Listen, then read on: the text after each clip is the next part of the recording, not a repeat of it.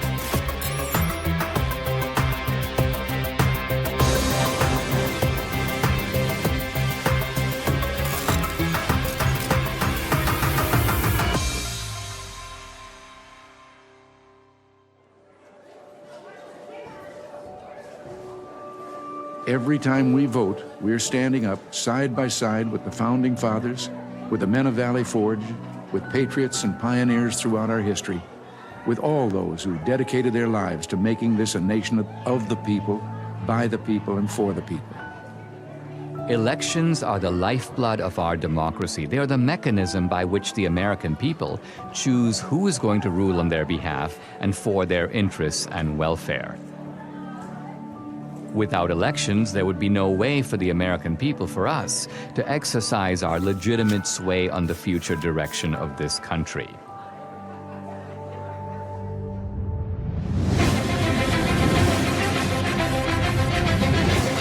Polls now closed in half the country, and we are getting some interesting results coming in from those battleground states. If you're a Republican, you say, wow. If you're a Democrat, you say, uh-oh. You see, Donald Trump is now starting to widen his lead. President Trump now with 54% of the vote. The president right now has the lead in the Keystone State. We're going to have a great night, and we're going to have, much more importantly, we're going to have a great 4 years. The 2020 election haunts the American mind. Here's where it gets really bizarre. At Fulton County, most populous county, it is Atlanta, they just stopped counting. Nevada, meanwhile, has stopped counting votes. They've all stopped counting for the night. All right, welcome back. This is CNN's special live coverage, 10:31 a.m. on the East Coast. Why am I giving you the time? Well, if you managed to sleep last night, things changed. You may have gone to bed thinking this election was headed one way, and then you woke up and you saw things were different. Also overnight, Joe Biden pulled ahead in the state of Georgia. Joe Biden takes the lead in Pennsylvania. Okay, we have an announcement to make. Joe Biden has run for president 3 times, and the 3rd time has turned out to be the charm. One side insists it was the most secure election in U.S. history. Let me begin with one immutable fact. The 2020 election was the most secure election in American history. It was the cleanest election, the safest election, the most secure election ever run. And make no mistake, there has been no evidence of any significant widespread voter fraud. Let me say it again. The 2020 election was the most secure election in American history. Period. This same side accuses anyone who disagrees with them of perpetrating a big lie Or the big delusion. The big lie keeps getting repeated. The big lie is just that, a big lie. And despite a relentless media barrage, the other side remains convinced there was widespread election fraud. What I saw was not a secure and transparent election. Poll watchers claim the Travis County Clerk's office is locking them out. Last night, there was a major software glitch that actually delayed the counting of all of the ballots. A look at election fraud, and I want to look at secretaries of state who illegally changed the voter laws without the permission of their state legislature. There have been numerous attempts to prove election fraud. A van dropping off ballots in the early morning hours of November 4th, 8 hours past the deadline. She said her mother was in a nursing home and did not have the mental capacity to vote. We've obtained video tonight that shows a man dropping several ballots into a drop box. Scottsdale woman pleads guilty to casting a ballot in her dead mother's name. Shows a man buying a registration form for an absentee ballot from a voter, giving him, quote, pocket money, unquote, of $200. Yet courts have refused to consider these cases on the merits. The Supreme Court rejecting an effort by Republicans to reverse President-elect Joe Biden's win in Pennsylvania. The Supreme Court has rejected the Texas-led effort to toss out election results in 4 key states. Even some Republicans dismiss the idea of systematic fraud and call for us to move on. Fraud did not play a role in the outcome of the election.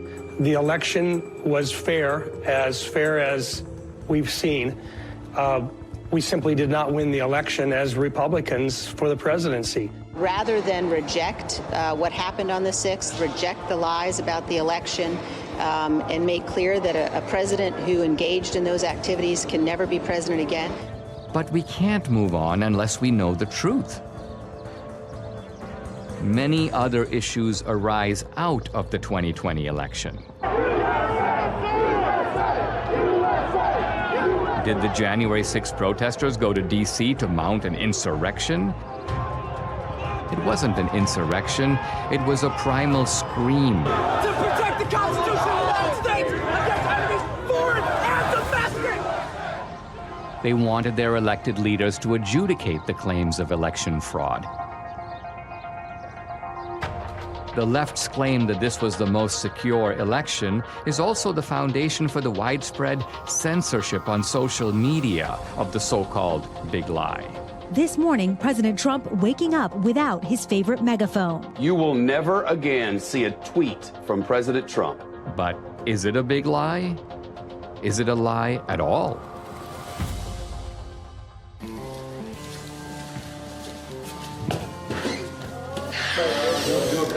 Yeah. Rolling. Sound speed. All right. Everybody got me? Yep. All right. SRP.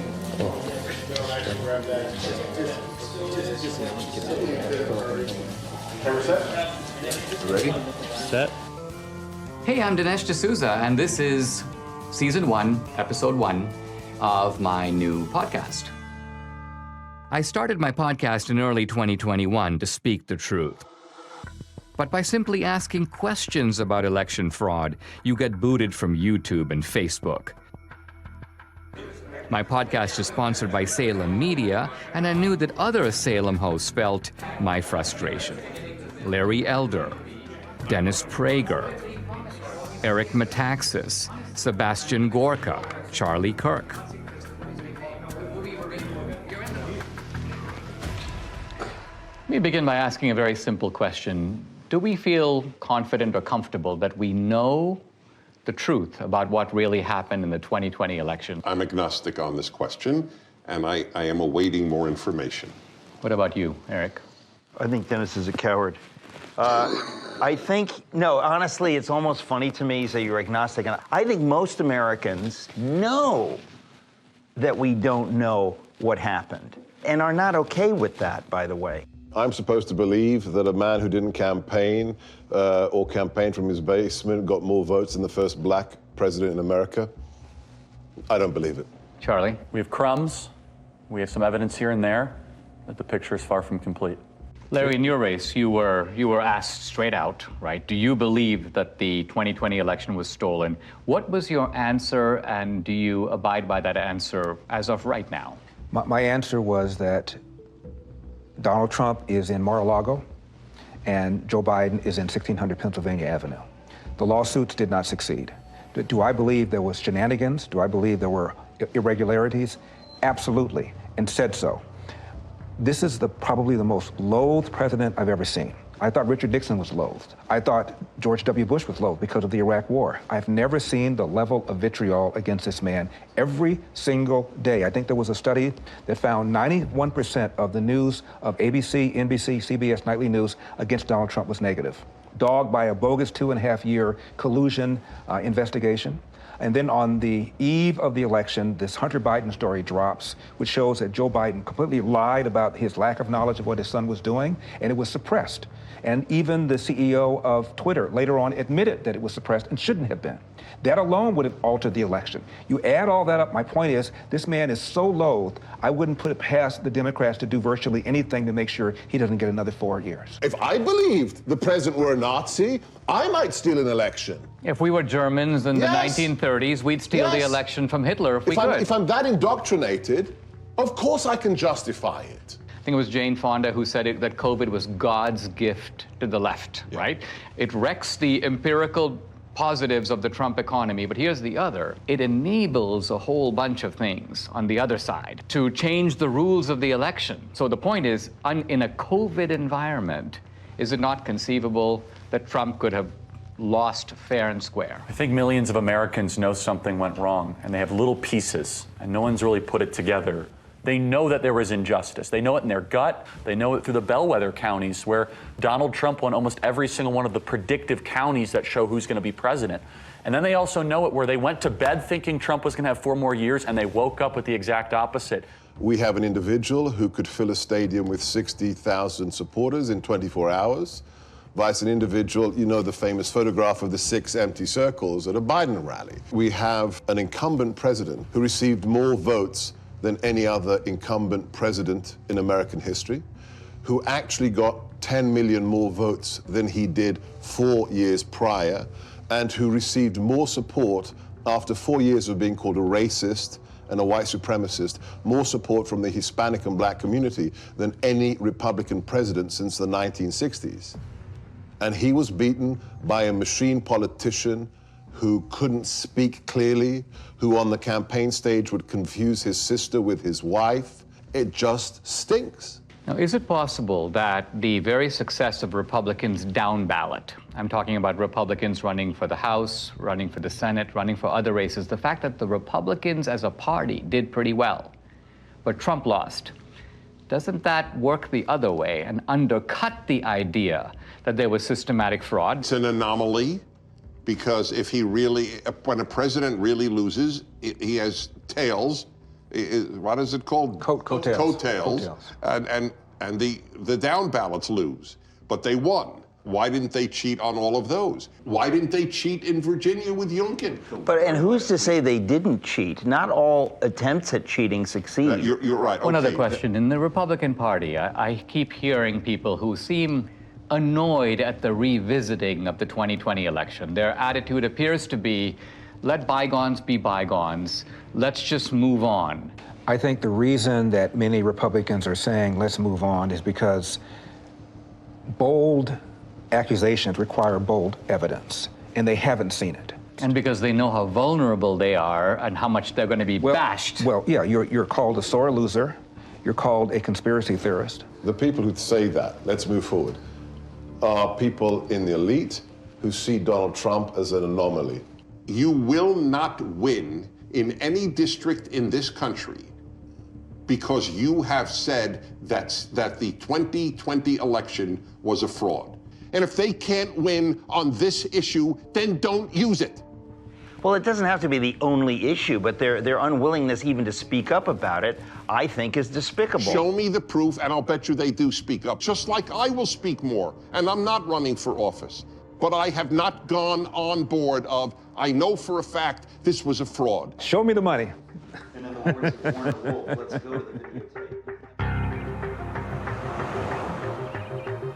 Now look, I mean, the Democrats, they have a history of voter fraud. Going back to Tammany Hall in the 19th century, we fast forward to LBJ stealing his first race in Texas, John F. Kennedy, the allegations that he stole the presidency with voter fraud in Texas and in Illinois. They've done it before. I mean, you can have someone who has a criminal record and they're fully capable of robbing a bank, but did they rob the bank? Well, it looks like it. What does our friend Catherine think about all this? Catherine's been a little quiet, but I think that means that they're working on something. I think that you should give her a call and see what she thinks. Hi, I'm Catherine Engelbrecht, founder and president of True the Vote. Hey, Dinesh, how are you? Hey, I'm doing fine. Hey, listen, I'm here with Debbie. Hey, Catherine. Hey, Debbie. You know how crazy it is out there. Have you guys been digging into this whole issue of voter fraud? Well, we have been working on something big. It's probably best we don't discuss it over the phone, but can we meet?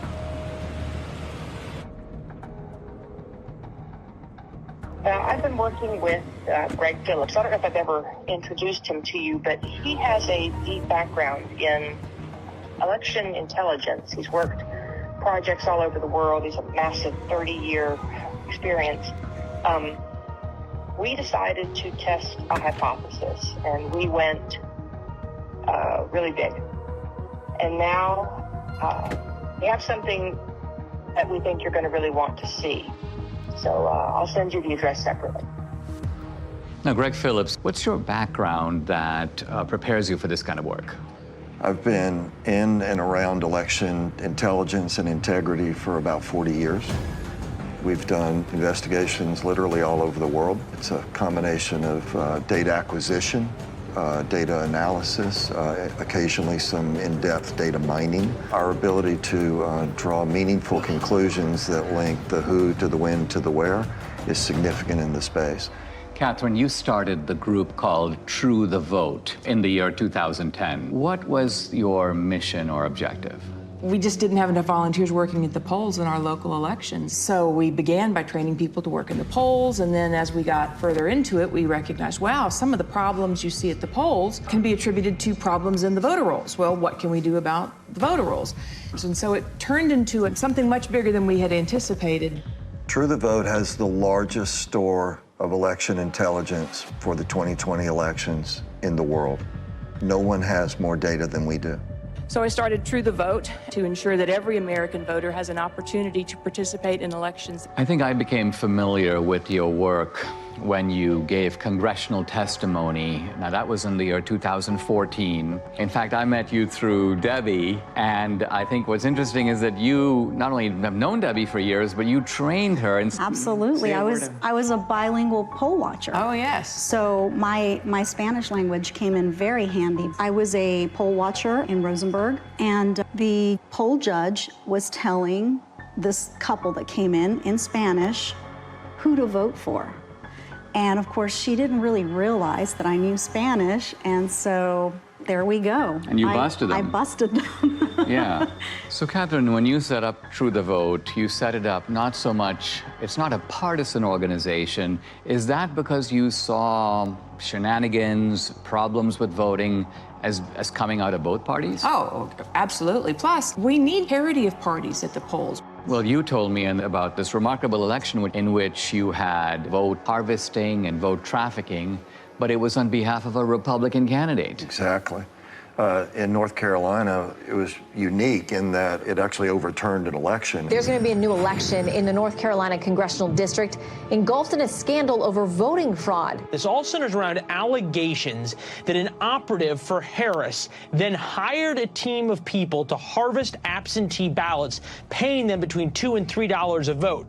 So you have an activist, the guy's name was McCrae Dowless, and he worked for the Bladen Improvement Association, which was a kind of an African-American, get voters to the polls, but apparently they were doing all kinds of vote harvesting, and he learned the strategy. Then he broke with them, and he took his services to Mark Harris, a Republican, well, actually a pastor who was running. Correct. And Harris won. He pulled it off. In 40 years of doing this, we've seen this over and over again. Sometimes the schemes are a little bit different. Sometimes it's people out banging on doors, gathering ballots. Sometimes the ballots are sent here, gathered here, deposited there. But the trafficking itself is always the same basic pattern. There's a nonprofit involved somewhere in the middle.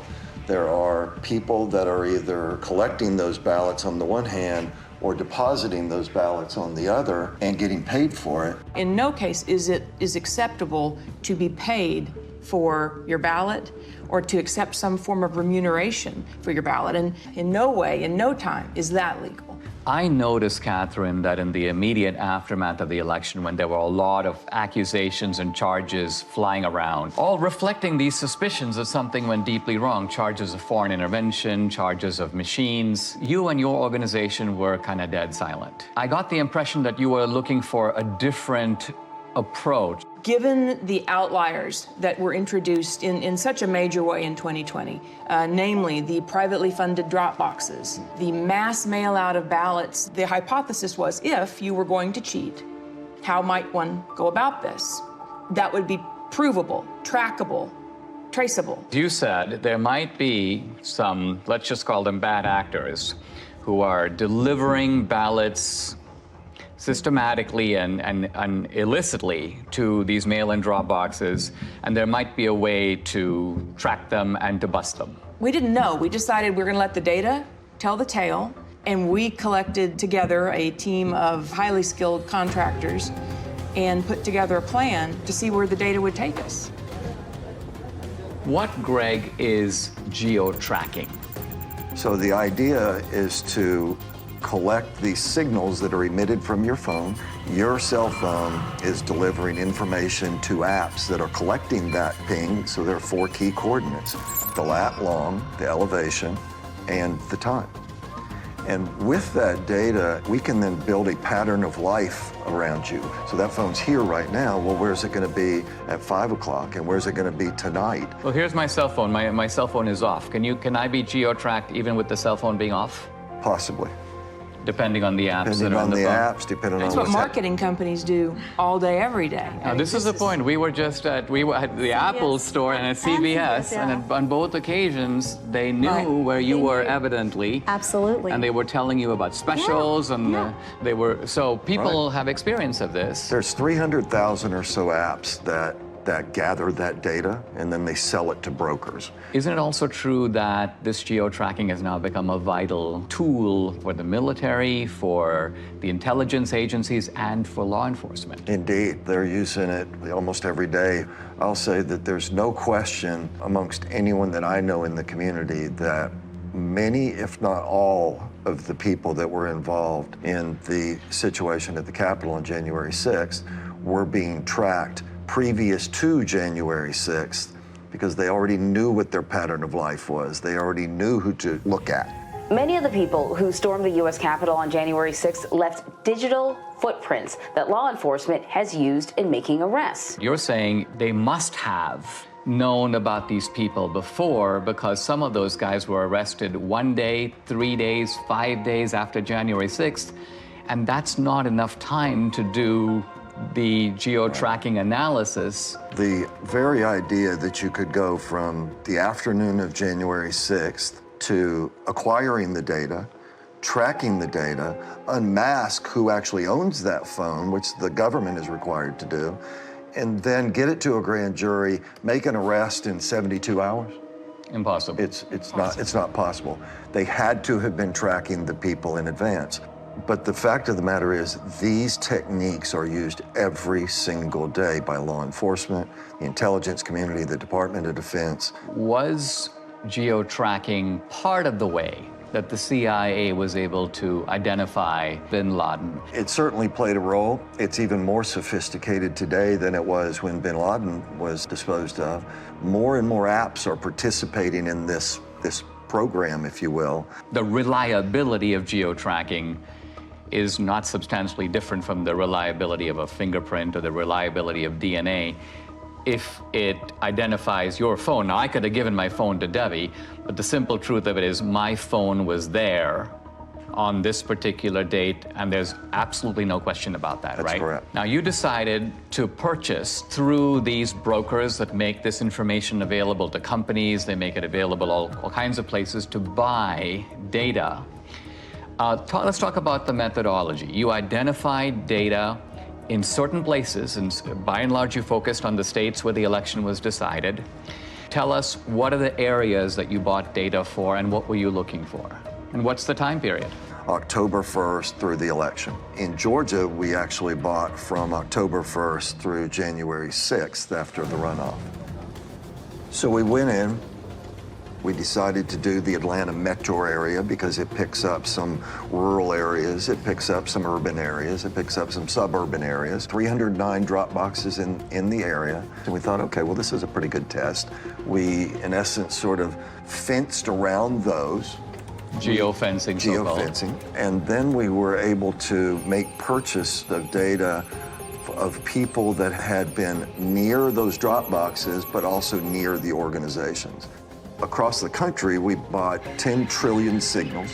When they give you this data that you then have to go through, what does this data look like? Well, it's a massive data transfer. We have more than a petabyte of data. You're talking about transacting hundreds of terabytes, so it's a significant move of data.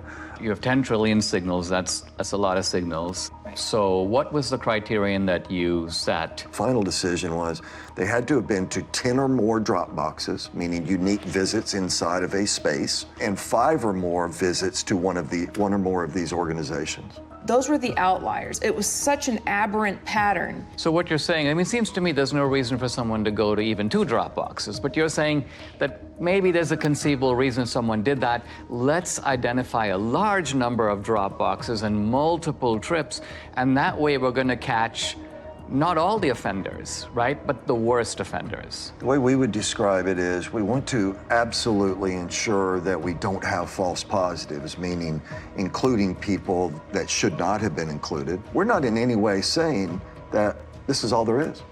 We're just saying that based on our criteria that we identified in Atlanta, 242 people that went to an average of 24 drop boxes in 8 organizations during a 2-week period. 242 mules. Now let's pause for a second. What is a mule? When we started the project, we had to figure out how are we going to describe the individuals and the elements involved. And to us, it felt a lot like a cartel. It felt a lot like trafficking. It can be trafficking in drugs, trafficking in humans. In this instance, it's ballot trafficking, and so we began to use that vernacular. A mule is, by our definition, a person that is involved in picking up ballots from locations and running them to the drop boxes. So you have the collectors on the one hand, you have the stash houses, which are the nonprofits, and then you have the mules that are doing the drops. What do we know about them? Who are they? Well, first let me say, this is not grandma out walking her dog. Bad backgrounds, bad reputations. We've had, encounters with several that are, not terribly positive. Violent guys. Can be. They are interested in one thing, that's money. Do we know, by the way, how much they get paid? According to the people that have shared information with us, it's generally $10 a ballot. In the Georgia runoff, that number was higher. 2020, of course, was the year of the Antifa riots, the BLM riots, and it was all going on in the months and weeks leading up to the election. Right.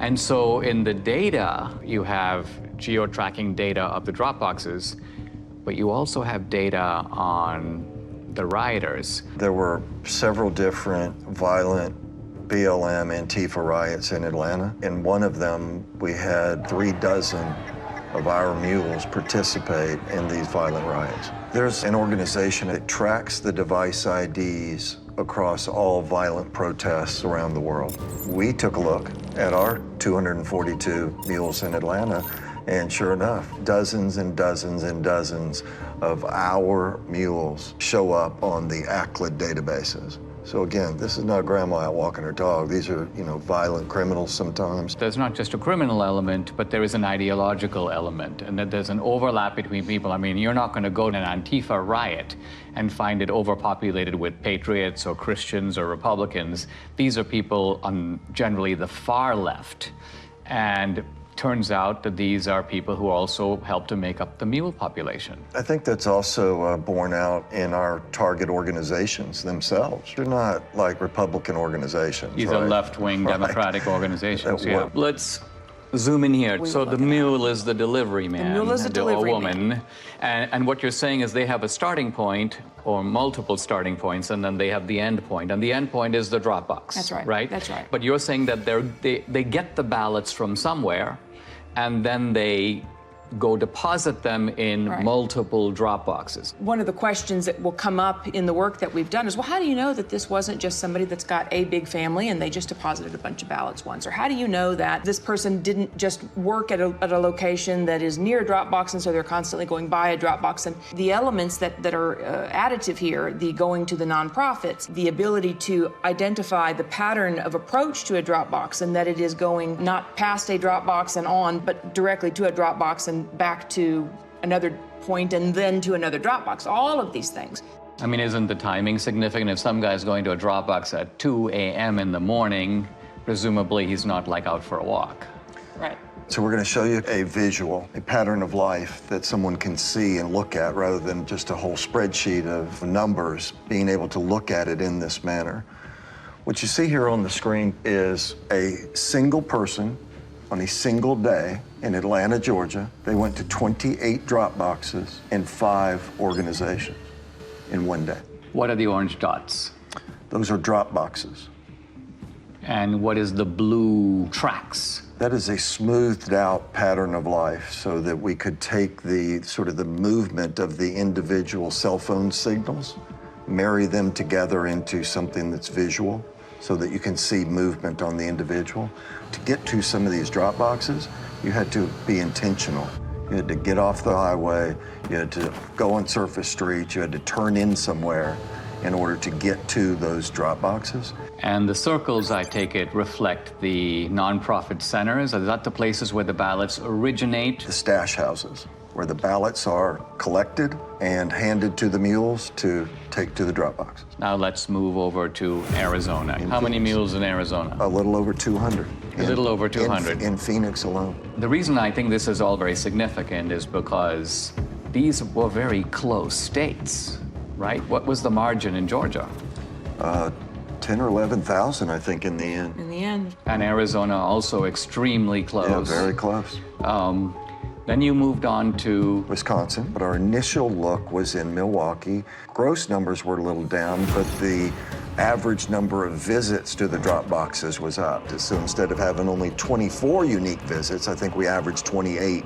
I mean, maybe Wisconsin. I've heard people in Milwaukee are really hardworking, and maybe they just went overtime.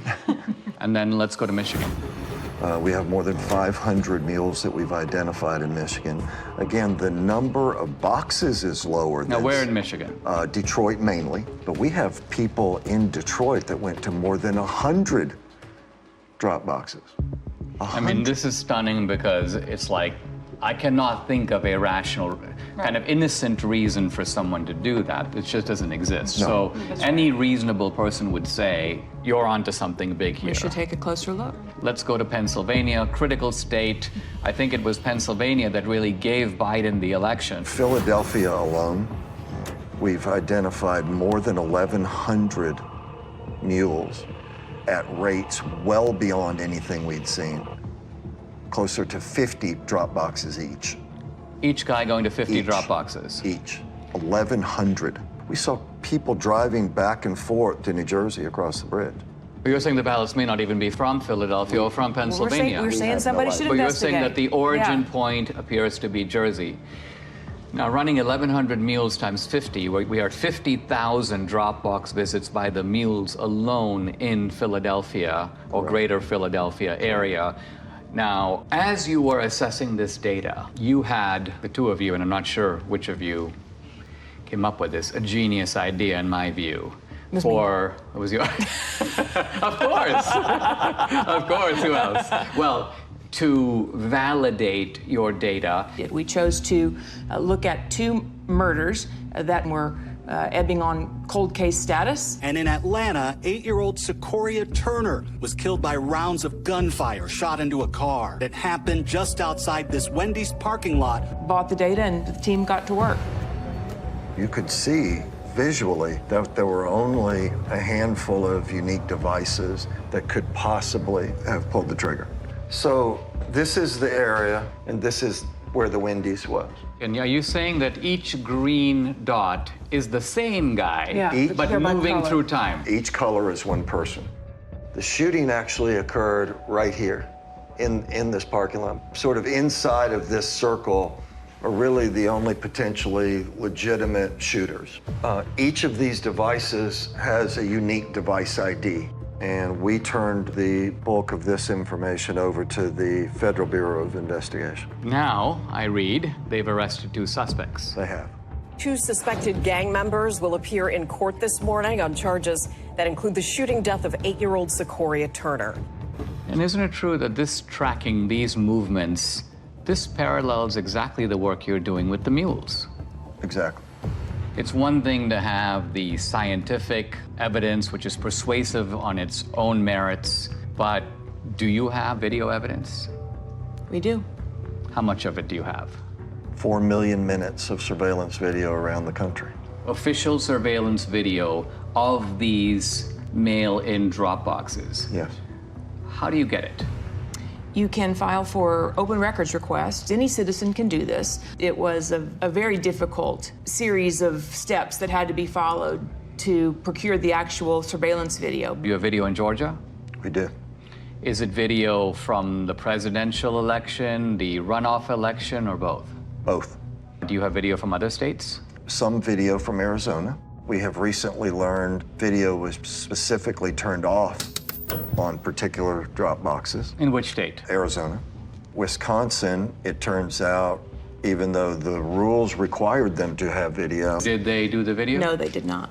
There should be video on every drop box. Indeed. Given today's kind of cost of technology, it would not have been that hard to do it. And you sent me a screenshot, Catherine, where you were requesting video, and I believe it was the state of Georgia saying this video does not exist and we can't tell you why it doesn't exist. Right, that was in Fulton County. We have correspondence like that from a lot of states.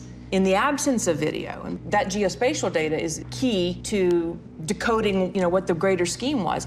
But in the case of what we're going to show you now, what kicks it up a notch is that we have the geospatial data to support the video. Let's talk about some of the videos. So we're going to show you a couple different ones. This particular individual we have in a number of different locations at a number of different times. He's actually a mule. This is the official surveillance video of Georgia. Absolutely. And so as the person pulls up, they don't even bother parking. Of course, it's the middle of the night, so why would they? He gets out, approaches the box.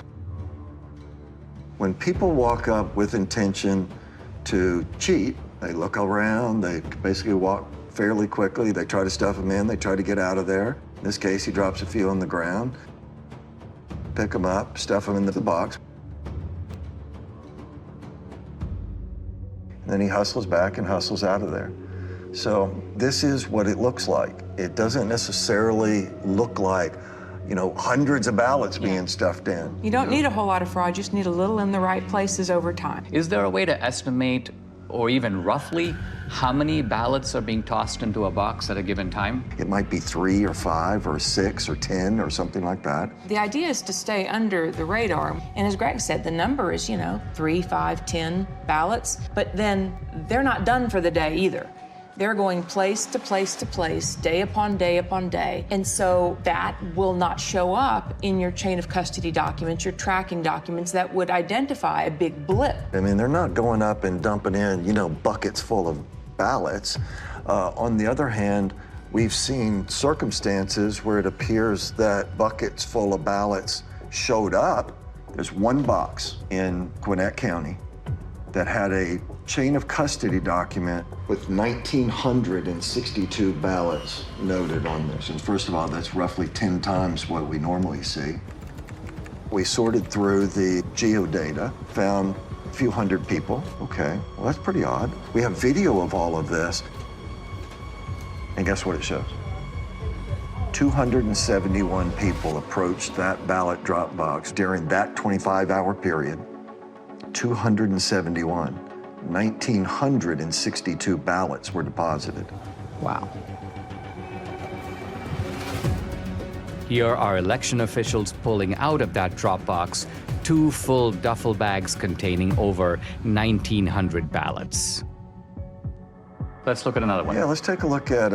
Interesting thing about this person is the device seems to live in South Carolina. So this person isn't even from Georgia. She was here during both election cycles but is not a resident of the state. But as she approaches the drop box, she never looks at the trash can, right? She's looking the other way. But the other thing she has is she has gloves on. What one of our analysts noticed was these surgical gloves only appeared from December 23rd forward in the runoff. So we didn't see a lot of them previous to December 23rd, and we couldn't figure out why. And then it just dawned on us, well, on December 22nd, there was an indictment handed down in Arizona for people that had stuffed ballots, and the way the FBI nailed them was fingerprints.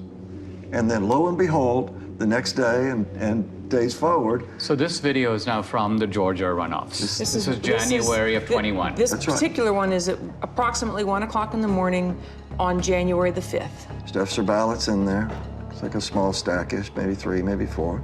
Takes them off, and then puts them in a trash can that she never looked at.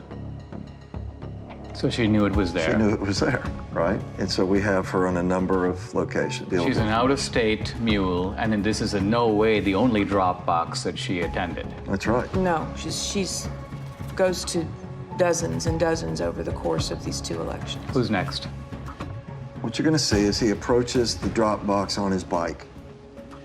He also has a backpack on. Pulled the ballots out of his backpack.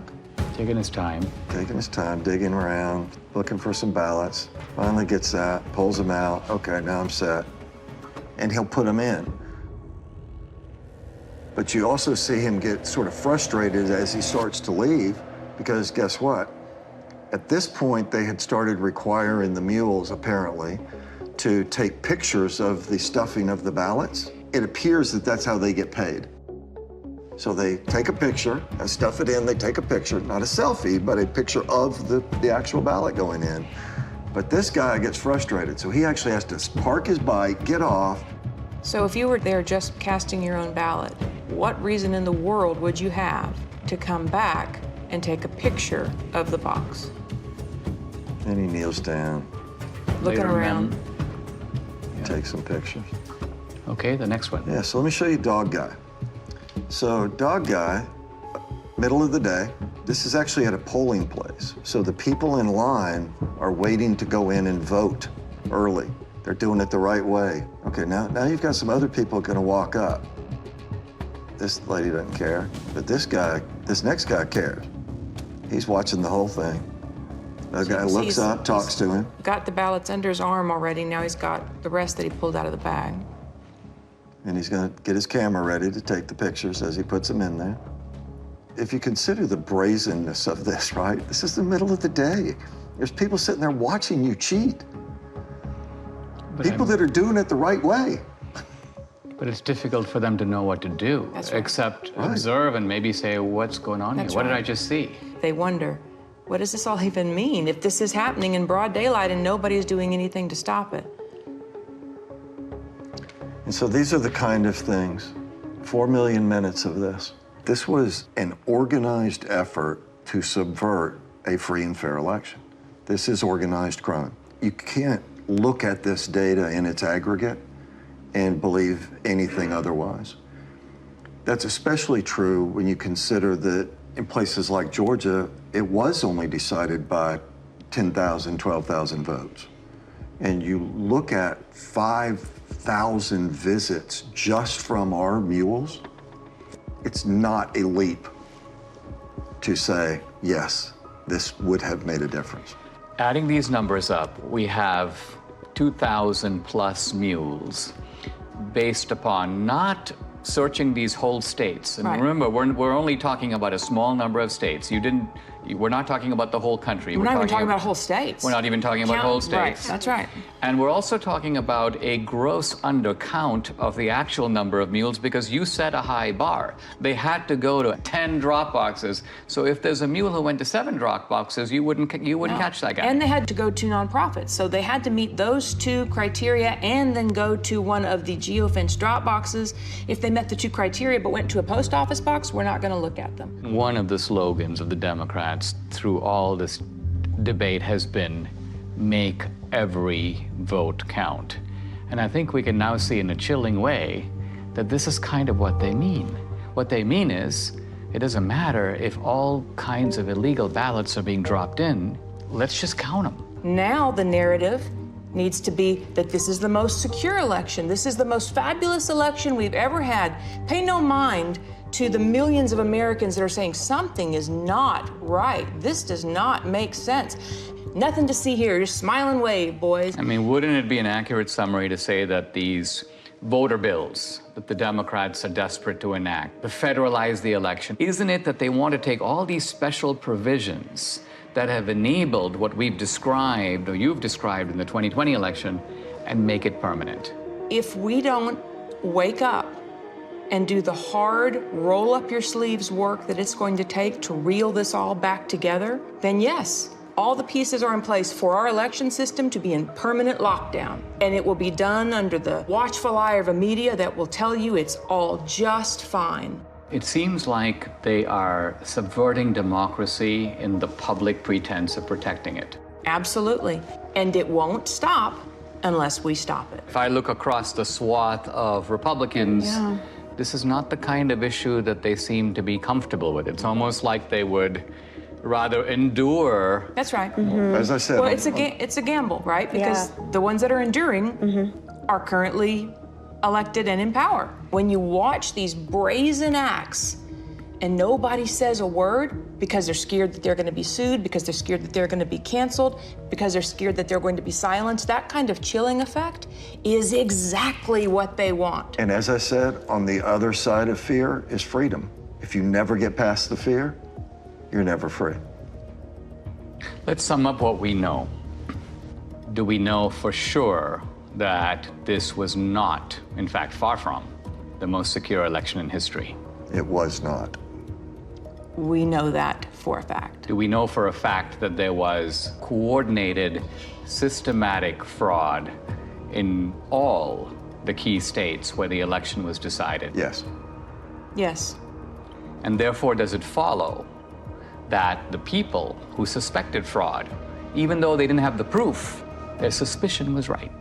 Absolutely. Their instincts are right. And moreover, that the states that are trying to do something about systematic fraud by restoring a modicum of, let's call it the old rules, checking your voter ID, checking signatures.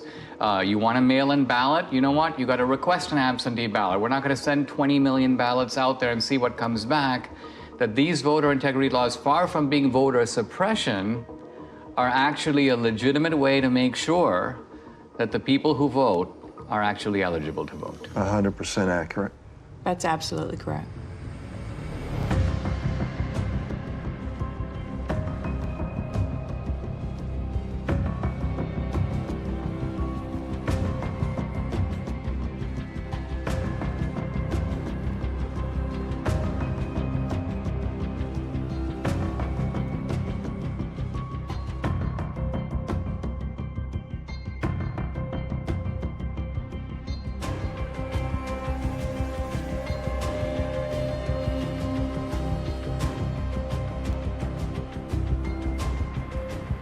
What you are seeing is a crime.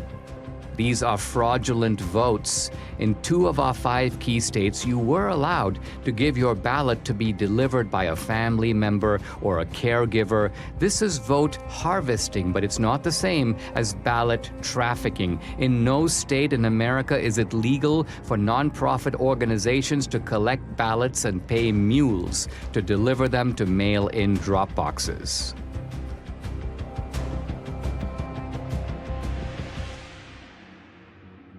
Now we come to the most important question of all. Was the magnitude of vote trafficking in these key swing states enough to tip the balance in the 2020 presidential election? Let's first narrow in on just our 2,000 mules. Their average number of Dropbox visits, 38. Their average number of illegal ballots deposited per visit, 5. That's 380,000 illegal votes. But was this sufficient to put Biden in the White House? To answer that question, we must look at each key state. In Michigan, 500 mules, averaging 50 Dropbox visits and 5 illegal ballots per drop. That's 125,000 illegally trafficked votes, not quite the 154,000 vote difference between Trump and Biden. So Michigan, with its 16 electoral votes, stays in the Biden column. In Wisconsin, 100 mules, averaging 28 drop box visits and 5 illegal ballots per drop. That's 14,000 illegally trafficked votes, 6,000 votes short to give Trump the win. So using only our mules, Wisconsin's 10 electoral votes stays in the Biden camp. But now we come to Georgia. 250 mules, averaging 24 drop box visits and 5 illegal ballots per drop. That's 30,000 illegally trafficked votes, far more than the 12,000 vote difference between Trump and Biden. So Georgia, with 16 electoral votes, moves over into the Trump column. In Arizona, the numbers are roughly the same. 200 mules, averaging 20 drop box visits and 5 illegal ballots per drop. That's 20,000 illegal votes. Again, these illegal votes are substantially more than the 10,000 vote margin that gave the state's 11 electoral votes to Biden.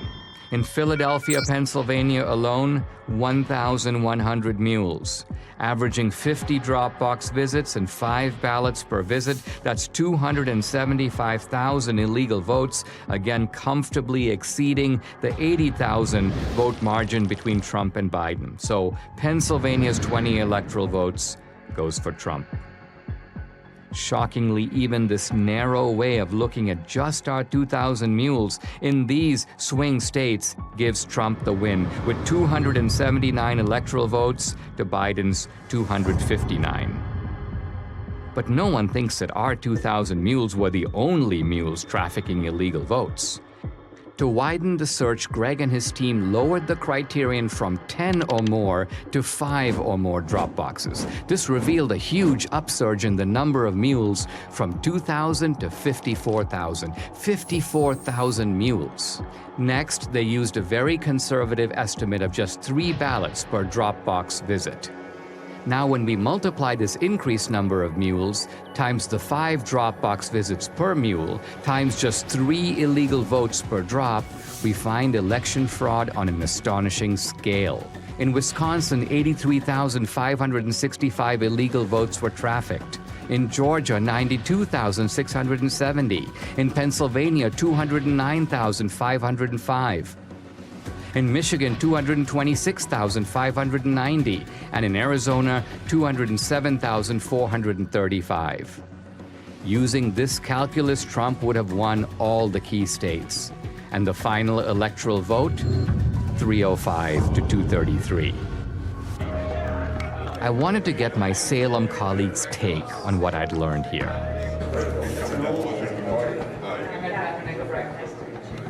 How did you get this video? Is this all surveillance footage? Is this like official static? This is all official.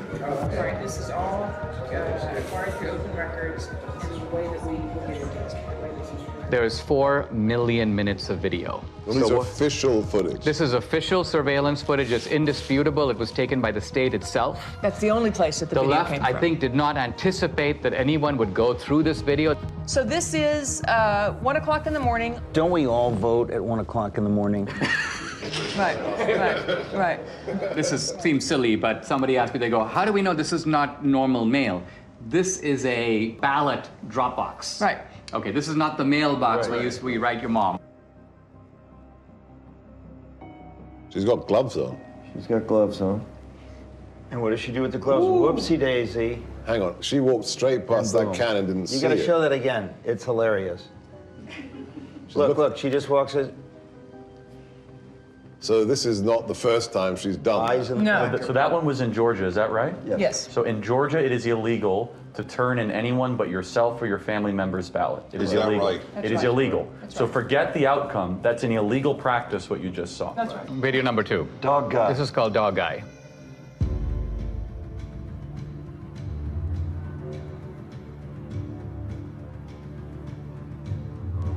He's taking pictures.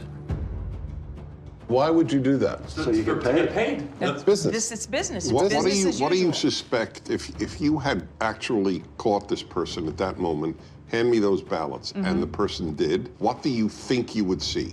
Whose name is on it, in your opinion? Ineligible voters, people that have moved. Would you see legitimate ballots? There's an ambiguity in what you're saying. The ballot itself is legitimate. No, that I... Right, it's not a fake piece of paper. Yes, right. okay. But again, remember, when you mail in a ballot, you have a security envelope with the signature verification standard that's been all but washed away. And as soon as it's taken out of that envelope, then you have a disconnect, and the ballot is private. It's a virgin sheet of paper. The ballot is private. The only private. ID is on the envelope on the outside. This is an example of multiple ballots, so this not 3:57 a.m. Prime voting time. Got to beat the lines. This person comes up, Right. and what you're going to see is when you try to put too many ballots in.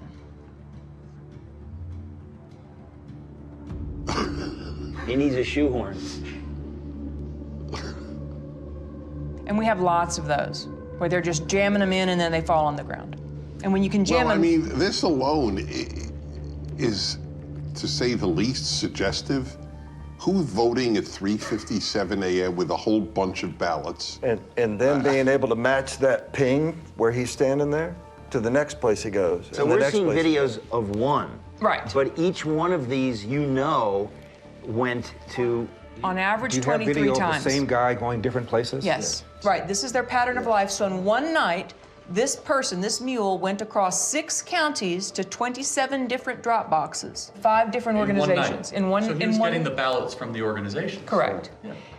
The Republicans had no idea this was going on during the election. Trump, to his credit, tweeted out in July, mail-in ballots are a disaster. Yep. And he was attacked so hard by Kemp and Ducey and so many. But he didn't have this information, obviously. His instinct ended up being right. This is the tip of the iceberg. You're talking about extraordinary criminal activity, but there's a ton more, you would guess, that you have not even touched. You are talking about 200,000-300,000 ballots that were just harvested in only your geolocated locations.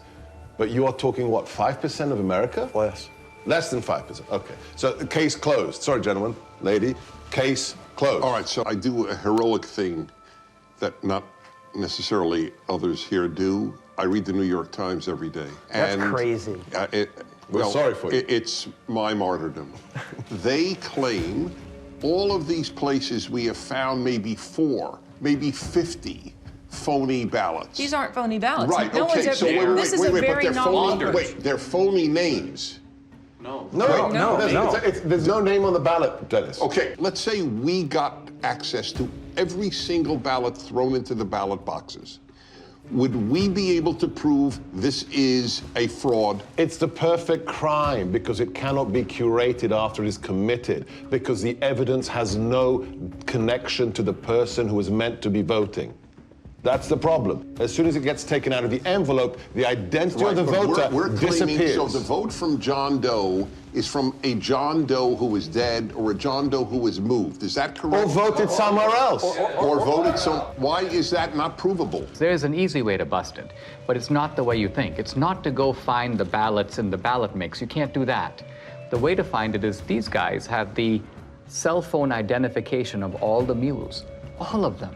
So law enforcement has to step in at this point, and their next step. What were you doing 7 is times? to go and interview the mules. Who paid you? Right. Where'd you get the money? Will any state's law enforcement do this? This is a big question. The mules aren't going to fess up. They know they're participating in something that is Well, fishy. you've got them on videotape. You've got 2,000 people who are committing felonies. Right. I'd like you to just reflect about what you've learned today and how you're feeling and thinking about it. It's just sickening to me. This is jaw-dropping. What you showed is frightening. Republicans had no clue this was going on. I wondered, were there any Republicans who did know? Investigative journalist Heather Mullins interviews a whistleblower hired by the National Republican Senatorial Committee. I was hired by the NRSC. My job was basically to watch the ballot boxes. And this was for the early voting in Georgia. So that started on December 14th. It ended on the 31st of December. And we would monitor that box from 8 to 8 all day long.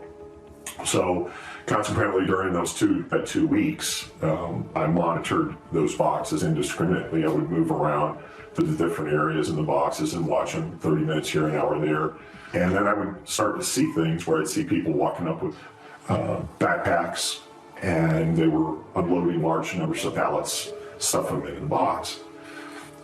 Recorded some of that and took pictures of it and dates and times and those things. I spotted plates from Texas, from Colorado, South Carolina, North Carolina, and I just thought that was odd that all these states were coming in and these people would get out, and I'd watch them get out, and then they'd go up to the ballot and stuff the ballot in the ballot box. I thought that was kind of odd. So, we took pictures of those things. When we took pictures, recorded license plates and those things. And then I uploaded those photographs to a Dropbox. Then when it came to the Georgia runoff, the actual date of the election, which was January 5th, I was up there, it was early in the morning. Now, there were Stacey Abrams people all along the sidewalk up there. How did you know that they were Stacey Abrams people, though? Well, they had those masks on that said vote. Okay. She has one of those things.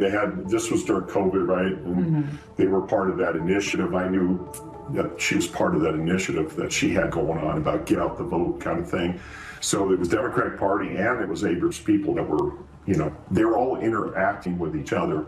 And then the local Democratic Party chairman was there also. About 6:30 that evening, we noticed there was a couple, a female couple. These two ladies had run up and they had a big stack of ballots. And we were standing there and they tried to shove the ballots in there. And I'm looking at her taking pictures, and the other gentleman took some video and everything. And she turned around and looked at us and she said, "What are you doing?" And I said, "Well, we're taking a picture." And she said, "Well, you can't do that." And I said, "Yes, I can." And she got mad. And she ran up the sidewalk and left. So you're saying the NRSC was made aware that there were people stuffing drop boxes at specific dates and times? Yes. So with what you witnessed during your time watching these drop boxes, do you believe that that was enough for law enforcement to get involved? Oh, definitely. But after several weeks, no contact or anything, and I just... Now, so you're saying, though, if somebody had contacted you, you would be willing to testify to these things and give those depositions under oath? I would have had to. Yeah. I would have had to.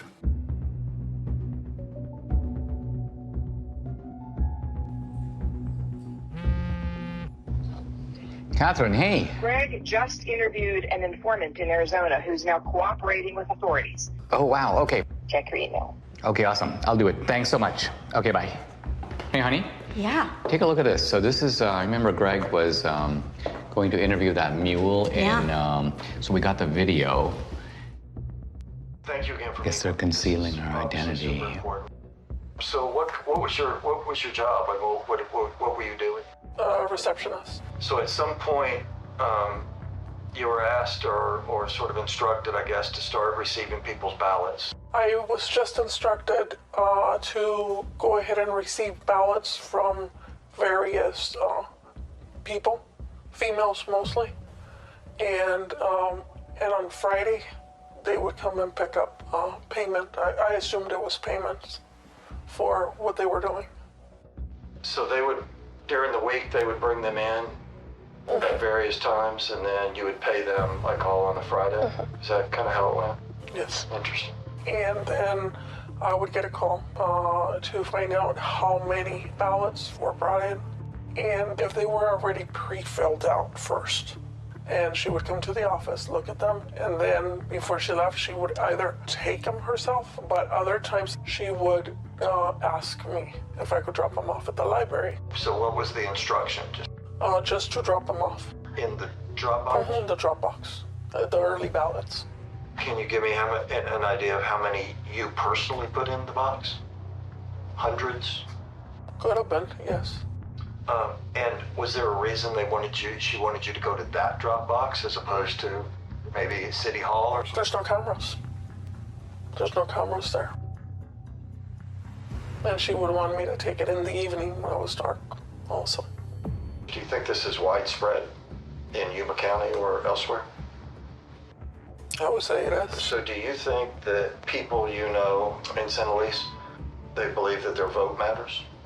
I don't even think they know the meaning of what voting is. Do you personally think that the elections in San Luis are free and fair? No. They're fixed. They've been fixed. They already know, seriously, who is going to win the next election before it even happens. How do you think this affects the community, especially the Hispanic community? Because it seems like they're preying on minorities. They're an easy target because most of the Hispanics that live in the town are not well educated as far as the law. They look at it mostly as, oh, she's trying to help us because we're older, because she's having someone come and pick it up at my house, because I don't drive. Most of them, maybe, I would say honestly, 90% of the elderlies that live in San Luis don't drive or have relatives that are willing to drive them to do this, to go to the voting polls. Back when I first moved into the city of San Luis, I did have somebody come and knock on my door and ask for my ballot. And it was somebody I knew and that I had known for many years since I was a child. And up to this day, that person does not talk to me because I said there was no way I was giving them my ballot. What a brave woman to do this. Totally. I call it the Mexican mafia, seriously, because they work like that. It seems like we need to do a better job of maybe educating folks or helping people understand that this stuff's not okay. I offered a long time ago, but again, they told me, oh, don't do it because you're gonna end up in the trash can in pieces. What do you think it's going to take to get this trafficking to stop? For people to get caught and to pay the price. Wow. Unbelievable. We know that the mules got their stashes of ballots from these activist organizations. But where did the activist organizations get the ballots from? Hans von Spakovsky is a former member of the Federal Election Commission, a senior fellow at the Heritage Foundation, and co-author of the book Our Broken Elections. I will say election fraud is bipartisan, but most of the cases I see are, unfortunately, the Democratic Party. Hans, you just watched a mule kind of fessing up about participating in this trafficking operation. Is this kind of a mule operation something familiar to you? But unfortunately, this is so common in some parts of America, particularly the Hispanic community, that they have a special name there. There they call them politiqueros. And these are individuals who are paid by campaigns or political parties to go into neighborhoods and collect absentee ballots to pressure and coerce voters. People who observe election fraud have commented that absentee ballot fraud or mail ballot fraud is the easiest and the most common type of election fraud. Why is that? Well, because they're the only kind of ballot that is voted outside the supervision of election officials and outside the observation of poll watchers. Transparency, as you know, is very important in the election process, and there's no one there at a voter's home to observe what's happening. Also, remember, when you're in a polling place, you fill out your ballot and you then deposit it directly into the ballot box. That obviously is not what happens with absentee ballots. There are some states, I believe about half of them, about 27 states, that allow voter harvesting. And by voter harvesting, what we mean is that you are allowed to give your ballot to someone else and ask them to deliver it. Now, are there any states in which you're allowed to pay mules to deliver ballots to drop boxes? No, you're not supposed to be doing that. And allowing vote trafficking to begin with is a huge mistake because you're giving third-party strangers, candidates, campaign staffers, party activists, all people who have a stake in the outcome of the election, you're giving them the ability to handle something very valuable, a ballot. Voter fraud is almost incalculably rare in the United States. Does it ever happen? Okay, occasionally it does happen, but it doesn't happen on a national scale. Doesn't affect the outcome. It would affect the outcome. I read these days constantly that election fraud, well, it could occur, but those cases are extremely rare. They're so episodic, they don't have the ability to tip an election. Is that true? Fraud happens often enough that elections get overturned. I mean, just go back 3 years to 2018 and a congressional race was overturned. I can cite to you another case in Mississippi. It was just overturned by a court because of fraud. Same thing in Florida. But look, that's just the tip of the iceberg. Now, we've shown that you've got these mules who are picking up these ballots at various vote stash houses. Hans, where do these organizations get ballots? Well, to quote Shakespeare, let me count the ways. You know, everything from filling out absentee ballot request forms for voters, but having the ballots sent to them, to actually going to the voters and obtaining the ballots from them, to stealing them out of mailboxes, to actually using high-quality photocopy machines to make their own ballots. Look, these cases unfortunately go on all the time. You can go to 2018, which wasn't that long ago, in North Carolina. Leslie McCrae Dowless is accused of mishandling absentee ballots in North Carolina's 9th District. Dowless would frequently obtain this report from the Board of Elections looking for the date an absentee ballot was mailed and if it had been returned. Ginger Eason, who first told me she was hired to pick up ballots, and Kelly Hendricks, who testified she did the same thing. What would you do with the ballots after you picked them up? Take them straight to the office in Dublin and hand them over to McCrae. And I don't know what happened to him after that. I know there was stacks of them on his desk. There was testimony in the case that his staffers were falsely signing as witnesses on those absentee ballots. Because he had done this before, he actually apparently had signatures of voters from prior elections in his offices. Voter rolls are in notoriously bad shape. States do a very bad job of taking people off who are no longer eligible because they've died or moved away. And it's very easy to get hold of a state's voter registration list. So, you know, if somebody's on the list and they haven't voted in 10 years, you're probably pretty safe in trying to cast a ballot. On their behalf. On their behalf. Remember, in states that made the mistake of simply mailing out a absentee ballot to every single registered voter, well, if you're a fraudster and you get hold of that absentee ballot, you've got 90% of the information you need to fill it out because the name's going to be on the outer envelope and their registered address. Let's follow the track of these mail-out ballots, right? Let's just say you got students on a campus, they've voted, but then they graduate, and obviously they move to a different state. If they're on the voter rolls, is it not a fact that mail ballots will be arriving in the dorms and arriving in, and so presumably they're not going to be that hard to scoop up if somebody knows where to look for them? No, that's exactly right. And you know, I work in the District of Columbia. They mailed out absentee ballots to all of their registered voters, and I can't tell you how many phone calls I got from people that I know saying that not only had their ballot arrived in the mail, but 5, 6, 7 ballots all coming into their apartment for people who used to live there. Now, a former Supreme Court justice in Wisconsin named Gableman has done a preliminary report. He talks about the fact that there are approximately 90,000 people in Wisconsin who are in resident care facilities or nursing homes. So she's basically not capable any longer of even remaining awake for more than a few minutes. And so are you surprised that she voted in February 2021? Absolutely. But I was surprised to hear that she voted in the last presidential election. Much to my surprise, she had voted for the last, off and on for the last 10 years. I guess in my mind, I thought if you put your parent into a facility because they were incapacitated, they would not even be offered the vote. They make you vote. They make you vote here?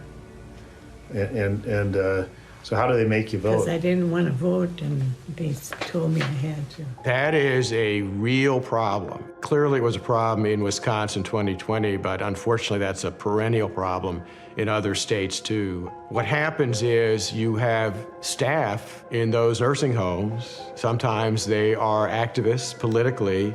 They get these individuals registered to vote, or if they're already registered to vote, they will request absentee ballots in their name, sometimes forging their signatures, and then filling out the ballots for them. Just prior to the 2020 election, the state of Texas indicted a social worker in a home for young people who were basically mentally incompetent.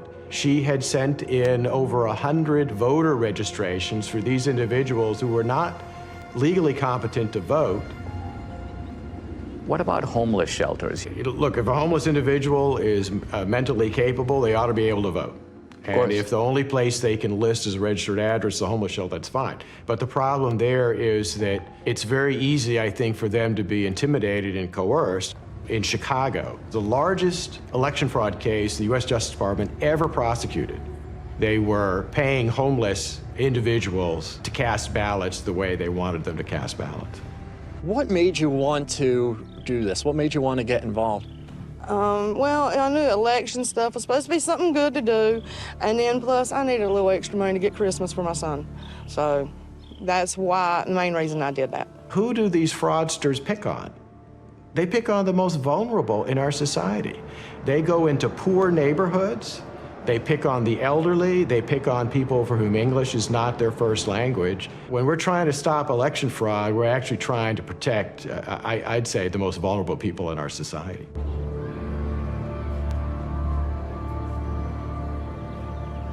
We now know where the ballots could have come from, but to pull off a heist like this on a national scale would take deep pockets.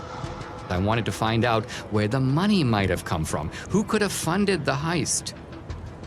I met with Scott Walter, an old colleague of mine at the American Enterprise Institute, who is now head of the Capital Research Center. This is an organization that has produced multiple reports on the funding of elections. People think of three rivers of money, really, that empty into the gulf of elections. The hard dollars to write a check to a candidate. The second, you hear soft money or dark money. And then there's a third river that people tend to neglect, but Capital Research Center has studied intently, and that is the 501c3 nonprofit money, the kind of charity that you get to take a tax deduction for. That river is enormous. In the 2018 cycle, about $21 billion. Now, what do the IRS regulations say about the involvement of these nonprofits? By law, these nonprofit charities are forbidden to directly intervene in elections in any way or to help a particular party or candidate. The IRS is emphatic that you cannot intend or even have the effect of helping one party or candidate over the other. Now, let's talk about some of the key elements of this particular network that we're focusing on. We have drop boxes, and those drop boxes are, most people would think, funded entirely by the states. In other words, the drop boxes in Georgia are funded by the state of Georgia, but that's not entirely the case, is it? In the 2020 election, there was an unprecedented hundreds of millions of private dollars going into government election offices. The $470 million or so dollars were sent by Mark Zuckerberg and his wife. We did our part to secure the integrity of the election. There were a few other places that put in much smaller amounts. One entity that put in $25 million was, again, a nonprofit that's part of the Arabella Advisors, which as a total empire in 2020 took in $1.7 billion. Is there any evidence that this operation had a partisan thrust or a partisan character? As we all know, big money rarely comes without strings attached. One of the big ones is lots and lots of drop boxes. Also, lots and lots of vote by mail. To get your nice big checks, you had to do things like have drop boxes, encourage vote by mail, have ads in foreign languages, all kinds of things that little by little are nudging the turnout for one particular political party. In addition to the $470 or so million that went into the Zuckbuck operation, you also had in 2020 a $120 million project, very secretive, called the Voter Registration Project. The $120 million, it came from Soros's foundation, it came from Visa's foundation, it came from Warren Buffett's foundation, it came from unions like the SEIU. The Voter Registration Project has as its goal increasing in the 8 target states over 2 million voters who are overwhelmingly expected to vote for the Democratic Party. And so the states that we're talking about here, Arizona? Yes. Georgia? Yes. North Carolina? Yes. Any others? Nevada, New Mexico. Here we've got an operation of illegal vote trafficking. You've got thousands of mules, they're being paid to do this. What you're saying is there is more than enough money available to fund any such operation. In fact, this would be only one part of a much larger effort to control the election. We are talking $500 million in nonprofit charitable funds flowing into efforts to register and get out the vote for Democrats. Most of the left-wing mainstream media, when they reported on the Zuckbucks going through, they made it sound like, oh, it's all going to go for masks and, plexiglass and all. And every study that's ever been done of some of those grants to the big cities found a few percent maybe going to help people that way, and the massive amounts of money going into ginning up the vote-by-mail operation and the drop box operation and those sorts of things that benefit one political party.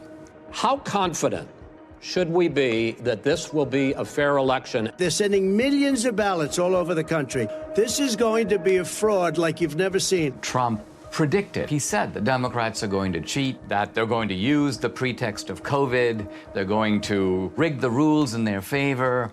Nevertheless, Republicans focus their efforts on the campaign, while Democrats focus their efforts on the process of actually running the election. The two sides don't approach elections in the same way. The Democrats, they understand that the rules, the process by which elections are conducted is just critical. We must now face the chilling reality. The Democrats conceived the heist. They funded it. They organized it. Then they carried it out. They rigged and stole the 2020 presidential election. We cannot be okay with this. We cannot simply move on. Guys, I'd like to have your honest assessment on what you've seen, what you've heard, and what we can reasonably draw from it. What do we have empirically? We have data, geolocated, we have footage of people harvesting ballots. Do we know who those ballots were for? We can't know who they were for. However, you have to inject common sense. Are we saying that in the centers of Democrat-held districts, we are seeing hundreds and hundreds of visits to drop boxes with pro-Trump ballots? It beggars belief. It's ballot laundering. Looks pretty convincing to me. I don't think we'll ever know the full story. And what makes this crime so compelling and unique is that once the ballot enters the system, it's really hard to reverse engineer it. But when you have the cell phone geolocation data and then the actual footage of them doing what you would expect them to be doing, taking pictures of the ballots, taking gloves off, visiting multiple times, I mean, it seems pretty clear to me, and it explains the sudden spike in Biden's support that we saw late at night, the kind of instinct that people had. The control of the U.S. Senate went through Georgia with. So Chuck Schumer's majority leader, probably because of what we just saw. I'd like them to answer the mules. If they say it's clean, then be honest and say, okay. They have two ways they'll try to invalidate it. One is minimizing and then slander. Yeah, right. So they'll try to slander Dinesh personally. They'll say, oh, Trump pardoned him or whatever. Therefore, he's trying to get back at Trump to try to reinforce the big lie. I could already see the headline of the Washington Post. Trump pardoned ally comes out with questionable movie. I predict right now they will say, what on earth is a conservative doing tracking private citizens? Gee, how dang, what is Dinesh D'Souza doing to voters at 3 a.m.? In fact, I mean, that'll be part of it. Intimidation will be the word. Right. The word will be intimidation. They'll say no person is safe, communities of color are being tracked, People like in black neighborhoods are now going to have to fear for their life that their cell phone pings will be paired. And this is Jim Crow 2.0, Dinesh, is what it is. I disagree that this is not going to be compelling enough. This is a smoking gun. This is O.J. Simpson being seen leaving the scene of the crime. I don't care how partisan you are. You can't dismiss all of this. How do you explain somebody going to a whole bunch of different drop boxes with a whole bunch of different ballots on the same night at 3:57 a.m. in the morning? How do you explain that? That alone. I'm sorry. I think a whole bunch of people in this country are going to go, oh my God. I think that if every American saw that, I think it would move the needle. However, their ability to keep their side ignorant is total. That's going to be impossible to keep a lid on this thing. Well, this movie is an Overton window moment, right? So documentaries can do this every once in a while. Michael Moore did it. He moved the Overton window on many different topics 20 years ago. Al Gore did it with climate change. It'll happen, as Ernest Hemingway said, gradually and then suddenly. Because it's not just how many people are going to watch this film, it's who's going to watch it. It's going to be lawmakers. It's going to be people that work for the Bureau. It's going to be someone somewhere with a conscience that has power and to say, this is a problem. It can't be dismissed. And it can't be dismissed. They have ruined Election Day in the United States of America. That's provable. And that's enough for me to fight the left with every fiber in my body.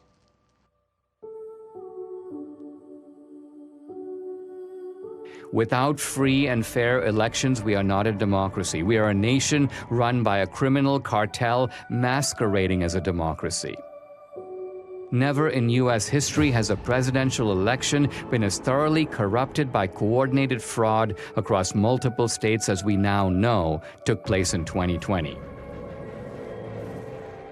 Today, totalitarian regimes camouflage their fake elections with appearance of democracy, but they're not real democracies. We don't want to join them. Our elections must represent the will of American citizens. We who believe in constitutional democracy must be diligent. If we give up, they win. In fact, if enough of us give up, they won't need to cheat anymore. Don't stay home. Get involved. Get out and vote. Do what is necessary to save this great country. The America we love needs us now more than ever.